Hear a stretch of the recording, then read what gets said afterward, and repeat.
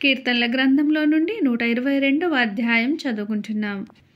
Page number 520.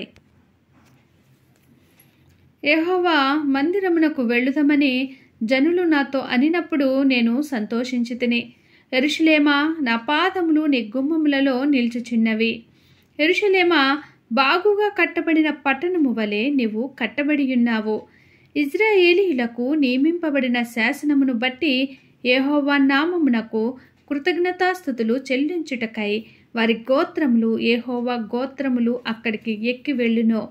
అచ్చట న్యాయము తీర్చుటకై సింహాసనములు, దావీదు వంశీయుల సింహాసనములు స్థాపింపబడి ఉన్నవి. యెరూషలేము యొక్క క్షేమము కొరకు ప్రార్థన చేయుడి. యెరూషలేమా, నిన్ను ప్రేమించువారు వర్ధిల్లుదురు.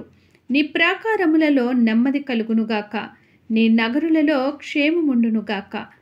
నా సహోదరుల నిమిత్తమును నా సహవాసుల నిమిత్తమును నీకు క్షేమము కలుగునుగాక అని నేను అందును.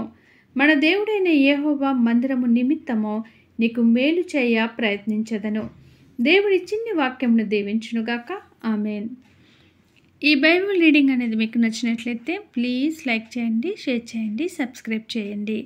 దేవుడు మనందరికీ తోడైండునుగాక. ఆమెన్.